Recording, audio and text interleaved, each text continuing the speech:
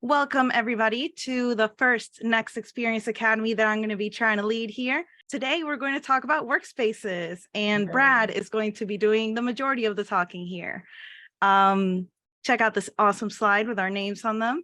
Nice to meet you. I'm Maria Gabriela Ochoa Perez-Wechter. I have been a ServiceNow developer for 6 years, and I just recently joined ServiceNow in January. I am a senior outbound product manager working on Next Experience and theme builders. So if you like to talk about theming, I like to talk about theming too. And my name is Brad Tilton. I am also on the outbound PM team for Next Experience and other products. And yeah, excited about today's Academy. Awesome. So some quick housekeeping real quick. The chat is going to be super lively, I hope, as we all chat with each other and ask questions and engage. So make sure you use the Q&A feature to ask questions. It's going to help us keep everything in order and help us keep the answers all aligned. Use the chat for comments, Q&A for questions. The session's being recorded. The slides and the videos will be made available afterwards in our Next Experience Academy community post. Yep. So ask questions that you really want answered through Q&A and then heckle us through the chat, I think is how it works. Yeah, that sounds about right.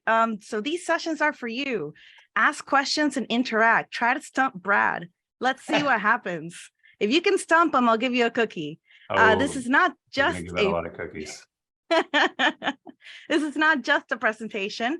We're going to be doing stuff live. So definitely take advantage of it. It's not going to just be a demo. And something special to note, typically we have our sessions, our Next Experience Platform Academies, every third Wednesday of the month. But the third Wednesday of the month, next month, lands in the middle of Knowledge. And we are going to be very busy in a Vegas Expo floor where hopefully I get to see some of you guys. So our next session is actually going to be June 21st, the third Wednesday of June at 11 Eastern. So be sure to tune in then. And if you're going to go to Knowledge, say hi to us. Yeah, we'll be all over the place. We'll talk more about what sessions we're going to be doing at Knowledge at the very end. But this is now the second time I get to deliver this slide. I'm very excited. It feels like I'm officially an employee now. This presentation may contain forward-looking statements because we are product managers. So don't do anything based off of what we say. Don't make any purchasing decisions or anything like that based on anything you see here. I think that's the gist of it. Yeah. Well, the future things. We may say some things that are helpful, but anything that we say is going to happen in the future could change. So now let's talk a quick little intro into the Next Experience UI framework. What even is this? We're going to start by talking some terminology real quick to make sure we're all on the same page here. So the first term is the Next Experience UI framework, which is the new JavaScript framework built on web component standards, which works with the Next Experience UI, which is the new user interface release in San Diego. And this is the main difference you're going to see, and there's a screenshot in the next slide, is that the Next Experience UI has a purple default theme called Polaris, and the core UI, the previous UI 16, is all green. So that's how you're going to be able to tell which one you're in. Configurable Workspaces are our new way of working that replaces working out of the lists and forms, and this is called Workspace UI. And something to note, we're going to hit on that one in a second. Next is Agent Workspace. It's the legacy Workspace UI introduced in Madrid that has been replaced by Configurable Workspaces. And a nice little quick way to tell those two apart, Configurable versus Agent, is that Agent is kind of more blocky and green, while Configurable Workspaces are a little bit more futuristic with curved edges. Like we said, the core UI is previously the UI 16, and the classic environment is what we are calling lists and forms, which you used inside of core UI. So as you can see, on the left side, you have the Next Experience UI and a workspace inside of the Next Experience UI. And on the right side, you have the core UI, which is the green border around it. And the forms and lists and things inside of it, we call it the classic environment.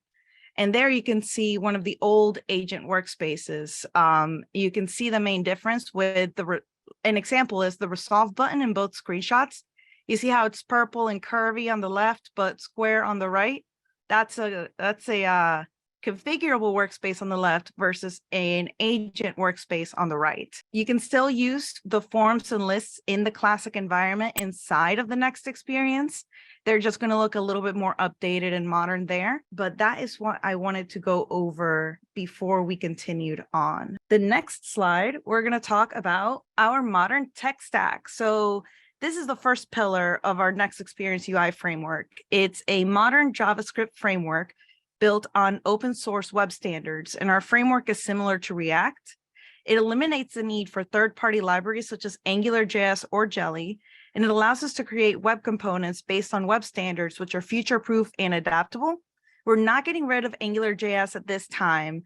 The Service Portal and the Employee Center products still use this library, and Brad will go over more detail about when it's appropriate to use each of them. But this is the first part that I wanted to talk about of our next experience framework. And then the next slide, we're going to go over our component library in the ServiceNow CLI. With the UI framework, you can build components. We have about over 200 out-of-the-box components to use. And if you're interested in keeping track of which components are coming out when, I highly suggest you keep track of the release notes for them. It's the best way to keep track of when things are released and when things are coming out. We encourage you to start from our components and extend them to meet your needs. But we also have the ServiceNow command line interface, or the CLI, which enables you to create your own components and introduce them into experiences via UI Builder. And now I'm going to turn it over to Brad and get to answering some questions in the chat. All right, this is me. So we're going to talk about UI Builder and portals. If you've probably seen this slide already if you've ever watched me give a presentation in the last year. But we'll talk about UI Builder and portals, then we're going to talk about workspaces and some best practices, and then we'll actually get into an instance and poke around at some workspaces and kind of see some of the basic configuration and activities you can do in workspaces. All right. So UI Builder and Service Portal. These are two different user experience technologies that we have. UI Builder is what we've been talking about so far, that is built on our new Next Experience UI framework. It's a web component framework similar to React, but not exactly React. And then Service Portal is our older tool for building out custom experiences. It is built on Angular and has been around for a while. So we'll go back to that slide. So when to use UI Builder and Service Portal. This is kind of the money slide when it comes to UI Builder and Service Portal. UI Builder is really targeted at fulfiller type experiences currently. Service Portal is really targeted at requester experiences. So fulfiller experiences are generally workspaces, or they may be kind of a small departmental type portal or just a custom UI for interacting with your application. Whereas Service Portal is really geared towards these enterprise portals where you need responsive design. You need to skin another portal and make it look exactly like that other portal. You need a lot of catalog support. You want to be able to use public pages and things like that. So if you have kind of a middle ground experience that you're looking to build, where it's not necessarily like a fulfiller based experience or not necessarily a requester based experience, this is a good slide to take a look at and think about, like, do I need responsive design? Does it need to be pixel perfect? Things like that. All right, so we have even more terminology. So these are a few things we'll get into with the demo, but the first one is this concept of app shells. This is fairly unique to ServiceNow, this term, but we use it pretty extensively. So the app shell is really like an experience type.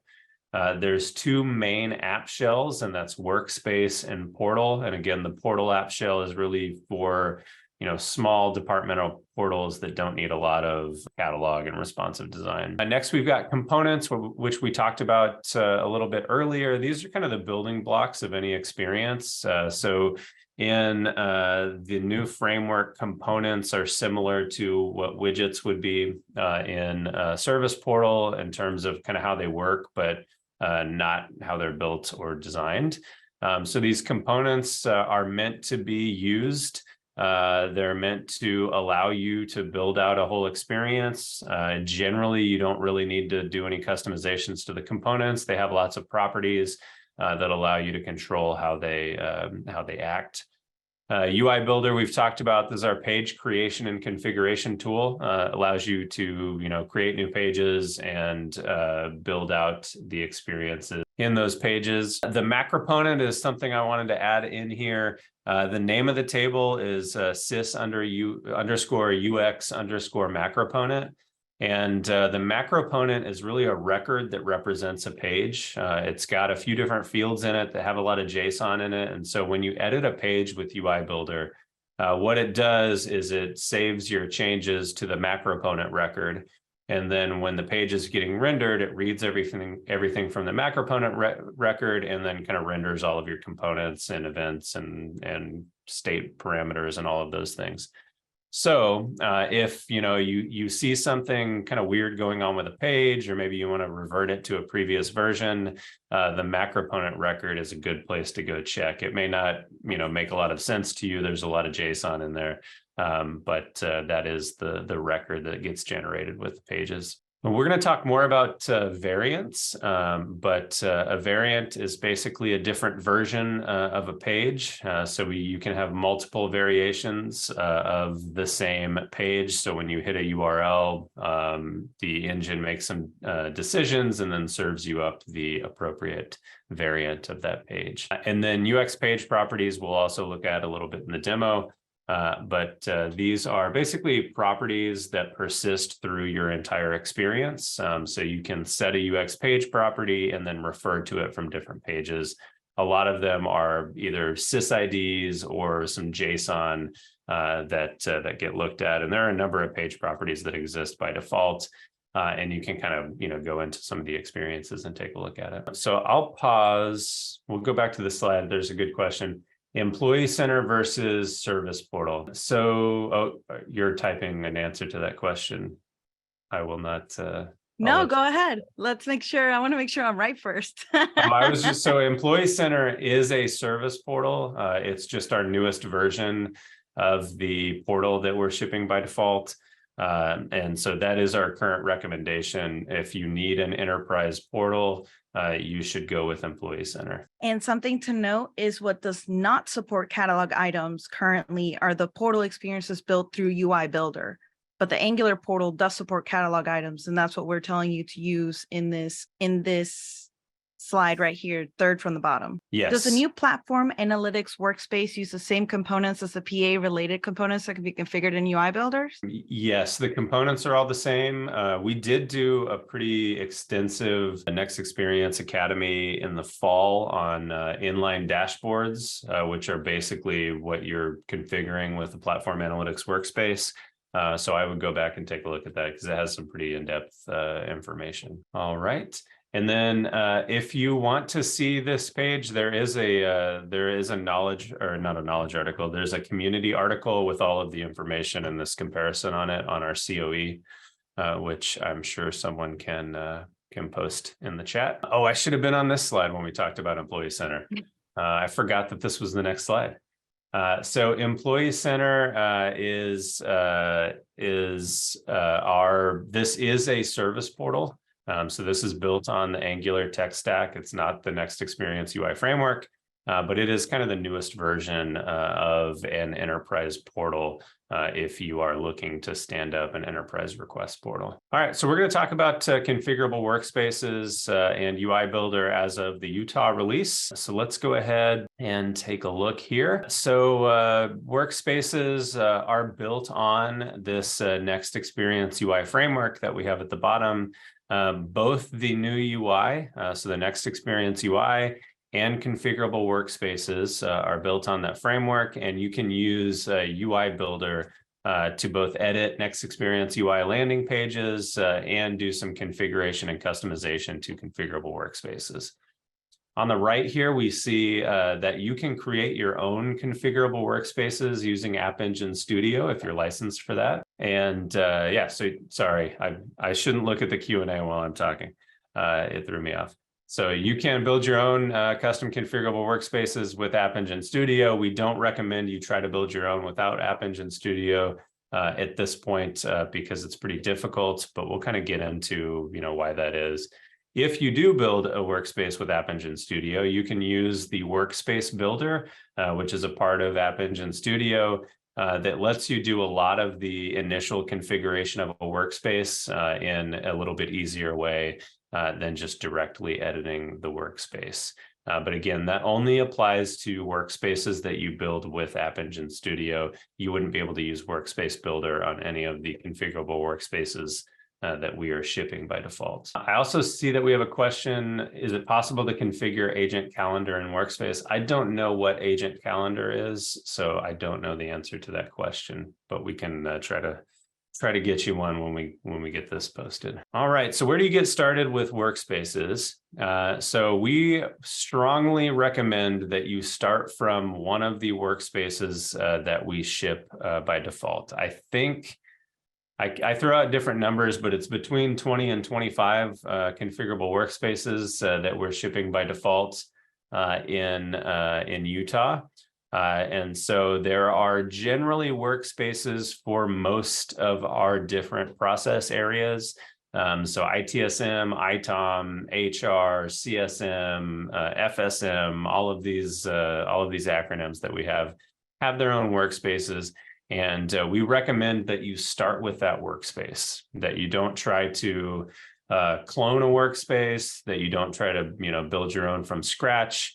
If you have, if you're wanting people to interact with incidents, for example, they should be using Service Operations Workspace if you want to use a workspace. So most of our product lines have a workspace. They're built to be configurable. That's why we call them configurable workspaces. It's built to have you configure it, implement it, customize it. So you should not be afraid to do that. And we're going to get into okay, you tell us that, but how do we customize those workspaces? The second one is if you have an application that we don't have a workspace for, which generally is probably a custom application that you've built, maybe with App Engine Studio, you can use App Engine Studio to generate a workspace for your application. And again, you'd be able to use the Workspace Builder. And it's a fairly easy way to stand up a new workspace. It is technically possible to create a workspace from scratch. If you've tried it, you know that it can be pretty difficult. So it's not something we recommend unless you absolutely have to create a workspace from scratch. Like if you're not licensed for App Engine Studio, but have some sort of custom process with a user base that doesn't already have a workspace to use, you can do that. It is fairly difficult. And really the best way to do that is to take a look at all of the UX page properties that are associated with some of our out-of-the-box workspace and then try to replicate those in creating from scratch. But again, we don't really recommend that you do that. I've mentioned some of these workspaces. We also have an article out on the community that lists most of the workspaces that we ship out of the box, and it has links to all of their documentation. So check that out. I don't know if that's in the Q&A, but we can post that link as well. So yeah, so what we have on the slide, these are some of our most common workspaces here. Service Operations is our most used workspace, CSM, HR Agent Workspace, and then some of these other ones are there as well. And this is just, this is maybe less than half of the workspaces that we actually ship. So there are a lot out there. So let's take a look real quick at some workspace best practices or good practices, because some people don't like to use the word best practices. But the first one is that each workspace has its own documentation. And so we'll look at this. We're going to do in the demo, we're going to compare like CSM, I think CSM to Service Operations Workspace and kind of show how they're different. But UI Builder, workspaces, components, the framework. This is all just some platform tooling that our platform engineering teams have built that then all of our application teams take and build out their own products with, right? So What that means is that one team may build something differently than another team, and this is not unique to workspaces. In the past, you might have seen that maybe one of our maybe ITSM builds out some flows that work a little differently than the way CSM builds out flows. It's just kind of the nature of when you give people lots of tools, they may build things a little bit differently. So that it's very important to look at the workspace specific documentation, because the way that you configure something in one workspace may be different than the way that you do it in another workspace. And so examples of that are maybe the landing page of a workspace, like Service Operations Workspace has a pretty unique way that they built their landing page. And then record page tabs, depending on if the workspace is using the standard record page or not. Same thing with lists. Sometimes lists can be configured a little differently, but for the most part, lists are pretty consistent across the workspaces. Let me pause. We have some awesome questions for you, Brad. Are you ready? Yeah, I'm ready.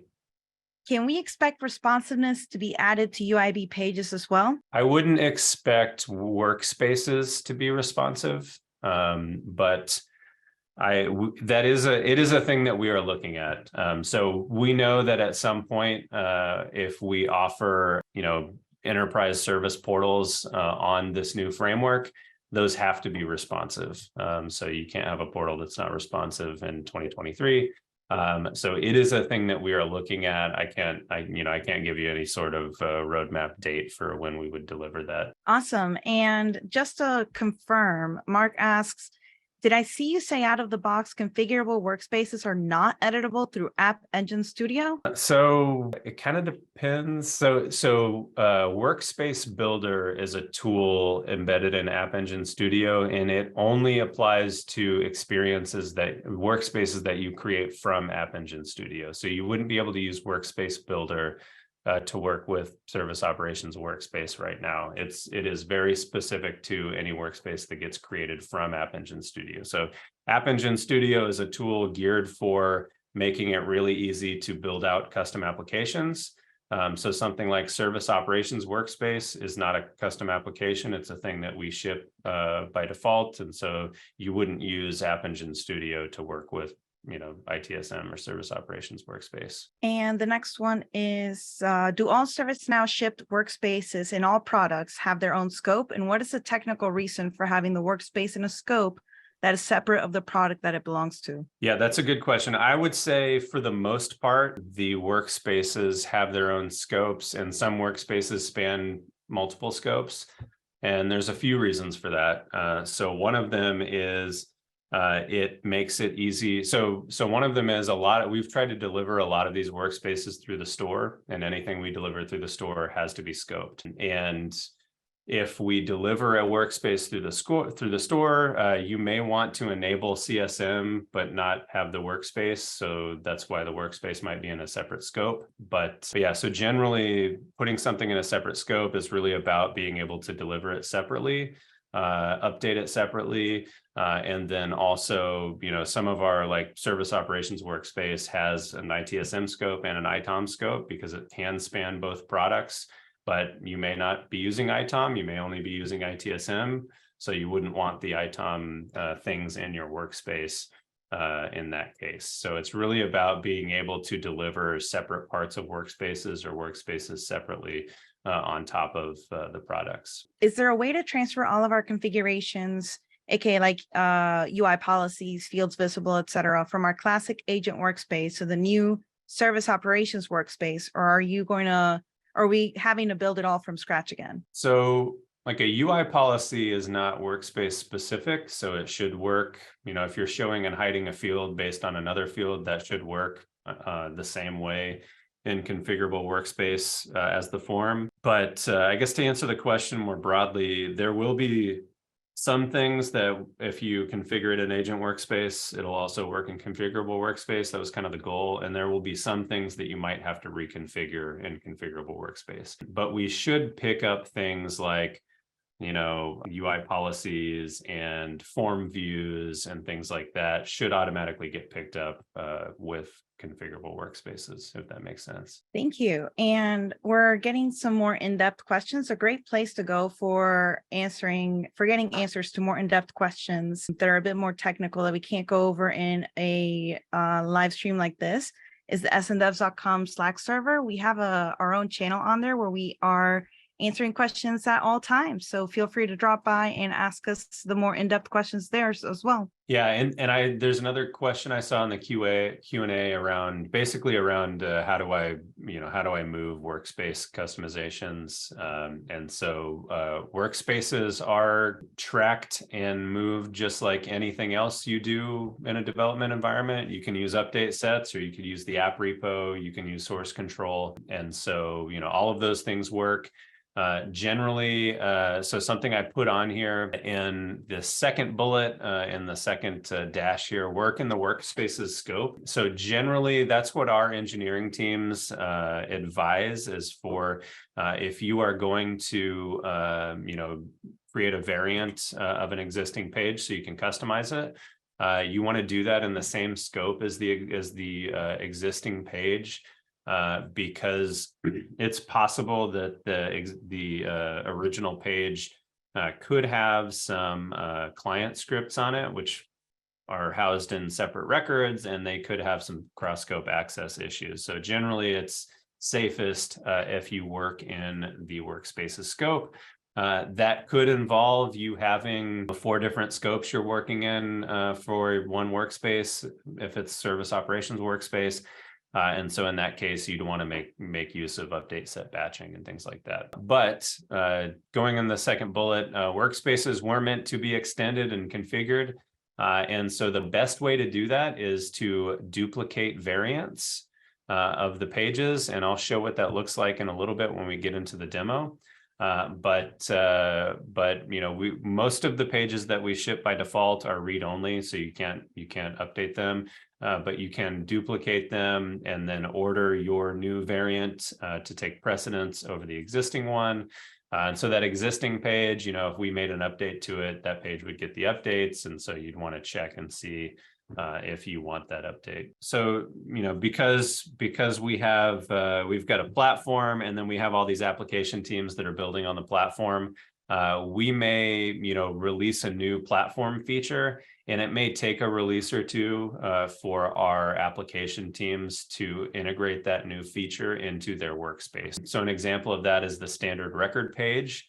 So in the Tokyo release, we came out with this concept of presets and controllers, where if I have a preset enabled component and I add it to a page, it will automatically pull in a data resource called a controller and map all of the properties that it needs to use. And so it makes it really easy to build out record pages in forms, and makes the record page easier to work with. But the HR workspace is using the standard record page, but service operations and CSM are not using the standard record page yet. So that is, eventually everyone will uptake it into their workspace, but different application teams kind of have to work it into their roadmaps when they'll uptake this. The other one is user presence. Workspaces can be enabled to use user presence. And that's another thing that the application teams kind of have to pull into their workspaces as they're doing their development and road mapping. All right. Awesome. Great questions, everybody. So we talked about this a little bit already. I won't spend much time on it, but Agent Workspace, we would consider Agent Workspace legacy right now. If you are not on Workspace yet and want to move to Workspace, we recommend you do not move to an Agent Workspace. You move to the appropriate configurable workspace for your product. So Agent Workspace was kind of our first shot at workspaces. It is very rigid, is the main problem with it. You can't really do much configuration of the pages outside of the landing page. And so configurable workspaces are really where we're investing all of our time and development in terms of making those better. All right, and then we've got a few slides around analytics, and then we will jump into a demo and do some more Q&A. So Analytics Center or Platform Analytics Workspace is something I wanted to talk about here. But this is kind of a new experience for creating reports and dashboards that you can, allow your users to use, so they could create their own dashboards in this workspace. Oh, we'll get there on the next slide. But it is kind of a newer way to allow your users to do reporting and analytics. So one of the things that this new workspace has is the Inline dashboard editor. We did a whole academy on this, but the Inline dashboard editor lets you create dashboards where you can add all of these data visualizations and filters to a dashboard, and it all kind of automatically works together. And then you can also, if your dashboard is just a little too complex and you have the roles in the instance to use UI Builder, you can go from the Inline dashboard editor and convert it into a UI Builder page and work with it in UI Builder if you need to add even more functionality to it. And then Visualization Designer lets you create data visualizations that people can then pull into their dashboards. So if you had some really advanced data visualizations you wanted to create that you wanted to then make available, they could do that. It's pretty similar to reporting and responsive dashboards, where you can pull your reports into your dashboards, but this is the newer dashboard technology, and this is really where we're headed with all of our reporting and dashboarding. So the first version of this was Tokyo. We have tons of updates planned for Vancouver and Washington. So you'll see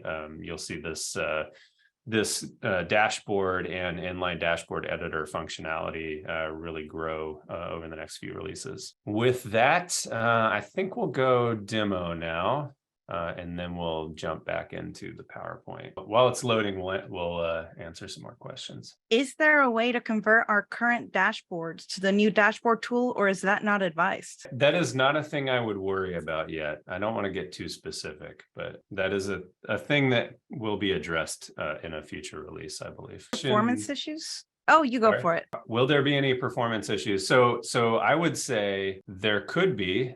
So in terms of, well, I didn't read the whole question, so that doesn't make sense. So the question is, will there be performance issues in the instance due to too many dashboards or reports running? So that is one of the biggest causes of performance issues in any instance, are basically home pages and reports. That's actually one of the reasons that we didn't introduce like auto refresh into the newer dashboards, because it's really easy to abuse that auto refresh functionality. If you've got 100 people that have added tons of reports to a dashboard and then set it to refresh every 5 minutes, that can affect your instance performance.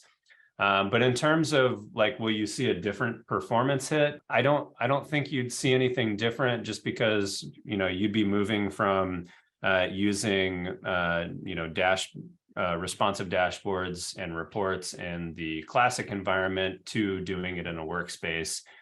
People are still seeing dashboards and reports, so I don't think that would be any different. The other question. So Service Operations Workspace, there's a question, is it focused on tier 1 or tier 2? I believe it is the workspace to use for ITSM. It is, I believe it's tier 1 first right now, but yeah, I'm more of a UI Builder workspace expert rather than the specific workspaces. And obviously, since there's more than 20, it's hard for me to keep track of what each one does and all of those things. So let's go ahead and poke around a little bit. So this is a Utah instance. You can see that I've got the little workspace menu. I have a few different applications installed on this instance, like HR Agent Workspace, Service Operations Workspace. I did not put CSM on this one, so we won't compare those. but you've got CMDB asset those. So let's jump into one of them. So Service Operations Workspace is our most popular workspace, which makes sense because it's the ITSM workspace. So that's loading. One of the things that we're working on over the next couple of releases is initial page load time. So we know that that's an area where we have the opportunity to improve. And so the initial page load time for a lot of these pages can be a little longer than we'd like it to be. We do a ton of caching with the workspaces. So after you initially load one of these, it should load faster later on. But that initial page load is something we're working on. So this is the workspace. We've got lists here, and I'll kind of show how those get configured. But you've got the lists in here, and you can click into those and see records. If I don't know that I have any records in this instance, but let's take a look at. We're just going to look at a few of the main things that you need to know when you're working with workspaces. So I'm going to open UI Builder here. While it loads, Ralph has a question. The needs of service desk are different from tier 2 teams. Is there a new workspace focused on service desk rather than tier 2, as they view service operations workspaces focused on tier 2? Yeah, I would say Service Operations Workspaces, I think it's tier 1, but you'd probably need an expert from the service operations team. We can get a better answer to that, but I think they started with tier 1 and then are branching into tier 2. But again, we are on the platform side of things and not necessarily an expert in each product area. I don't know. What do we want to start with? Let's start with Service Operations Workspace. All right, so I'm going to open Service Operations Workspace in UI Builder. It's going to give me the experience view, which is new in Utah. This is one of my favorite things in Utah is the experience view. So instead of just adding me into the default landing page, which I changed the URL path on it for some reason when I was doing some testing, it shows me this map of my entire experience. So one of my favorite things is that I can see all of the page variants. So something like the record page that generally has a good amount of variants, I can see all of them. I can see what their orders are, and then I can jump in and edit a specific variant of a page, which can be really helpful. So what we're going to do is we're going to jump into this default landing page that I have called the snug page, and if this is right. There's a question about audiences, and I'm going to get there. So I have messed with this one. Let's do a different. Let's start with the HR workspace because I know I haven't messed with that. This is a highly planned demo, obviously. So this is the HR workspace, and so I want to open up the list page, and so. We showed that, I can go to the little list icon and see my list that looks a lot like the all menu or the left nav. It looks like this. And so one of the most common questions, one of the things you want to start with is how do I edit this stuff? And so there's a couple of different ways that you can get to this, but the easiest to me is just opening up this list page, clicking on the list nav component. So this is all one component. On the right here, you can see in the config panel, these are all the component's properties. So this is how you tell the component how it needs to behave and what data it needs. And then one of the things that we have is this configuration link. So if I click on that link, it's going to kick me back out into the classic environment. And it's going to show me all of the UX list menu configurations. And so I'm going to take no, we were in HR, which is this one. And so that's going to give me my categories and then all of my lists. So it's from here where I can come in and, I can add lists and categories similar to how you would add application menus and modules in the all menu. I can reorder things. I can, change the filters, all of that sort of thing. But I can do that through this configuration there. So that's item number one. How do I edit what shows up on the list page? We do that through the list page and through the list nav component. So one of the other things that I want to look at,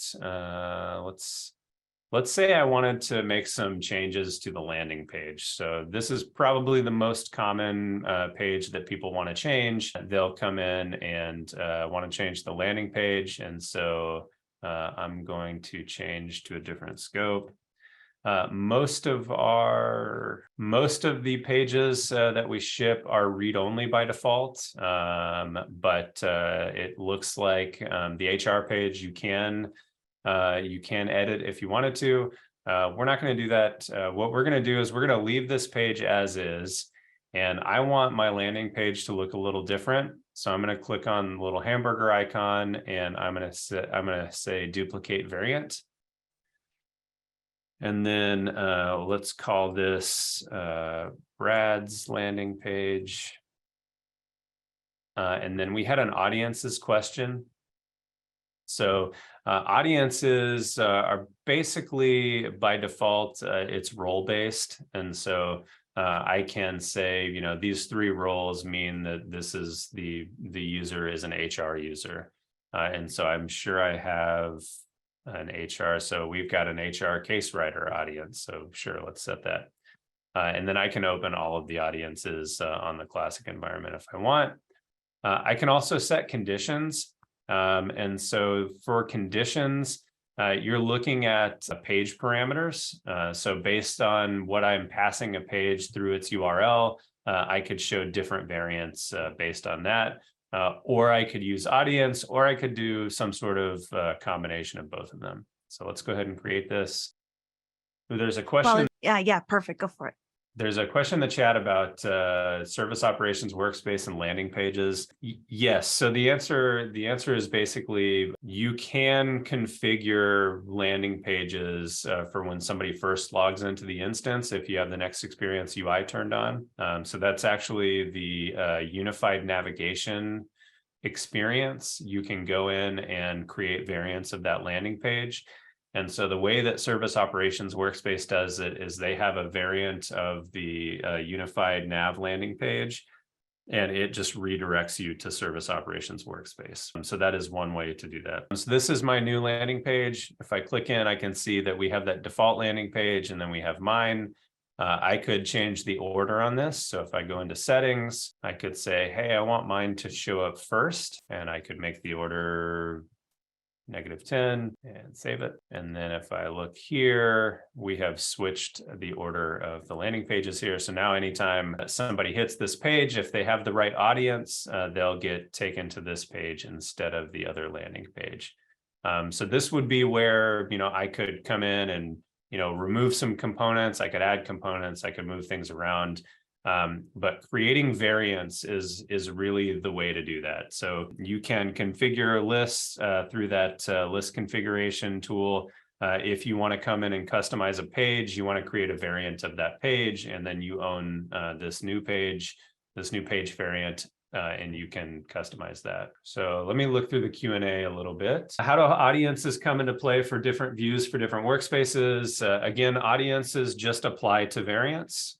So you're looking at which variant you're showing.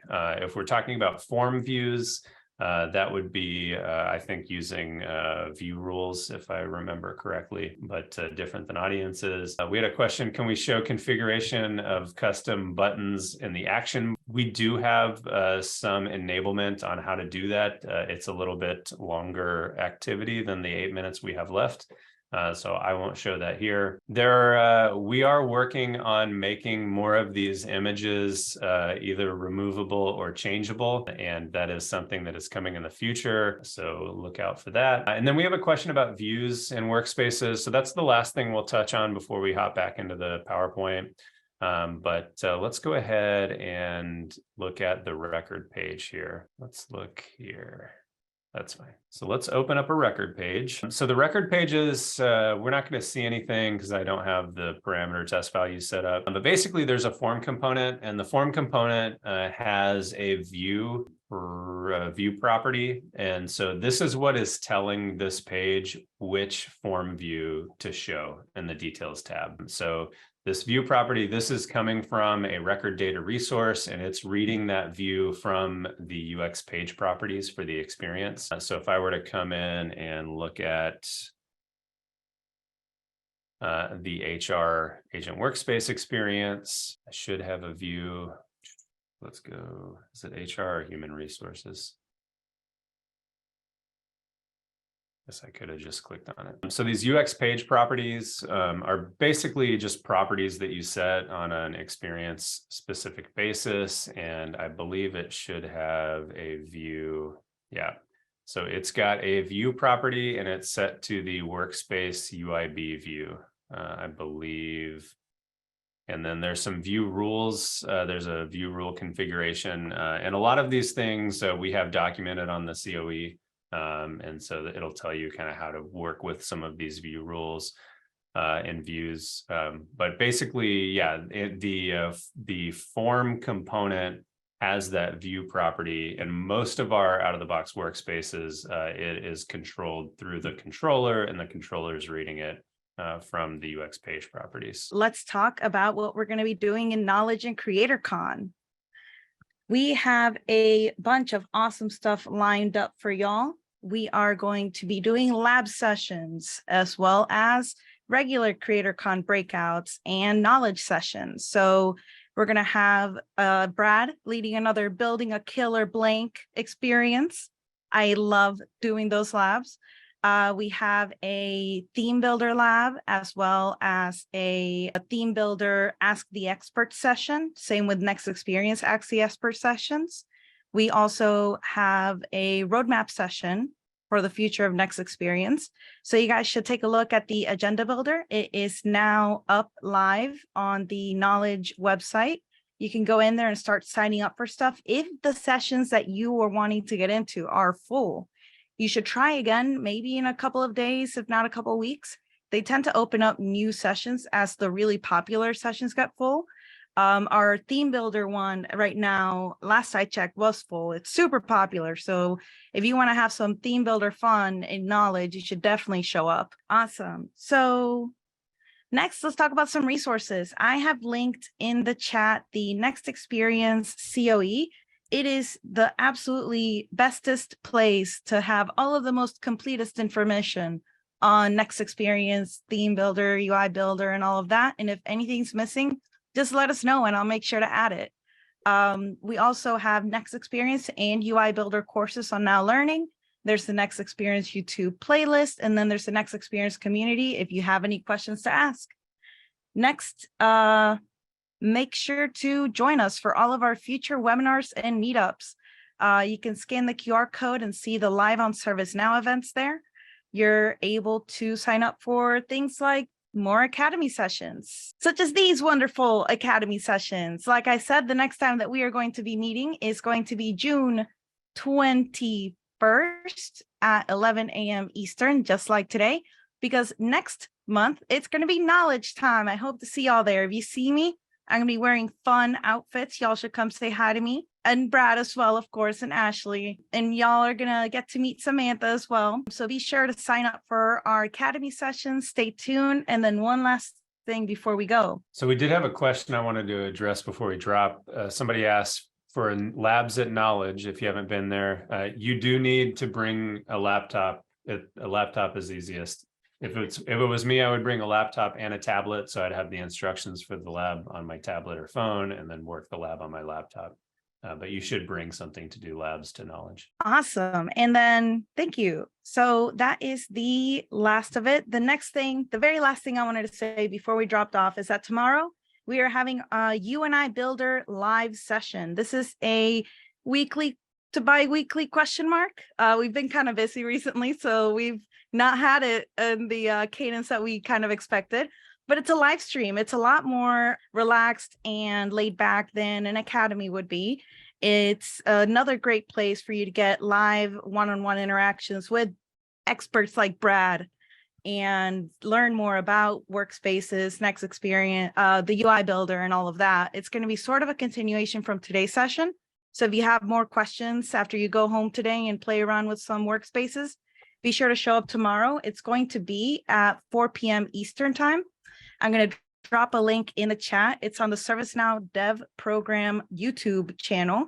So be sure to come and hang out with us tomorrow. It's going to be a lot more laid back. Think of it like a non-alcoholic live coding happy hour. And that is it for me. How about you, Brad? That's all I've got. Thanks, everybody. This was a fun one. And yeah, if you have more, if you want to see more workspace stuff, we're going to kind of do an extension of this tomorrow at the UNI Builder on the Dev Program YouTube channel. Thank you all so much. Have a good day. Happy Wednesday. Thanks, everybody.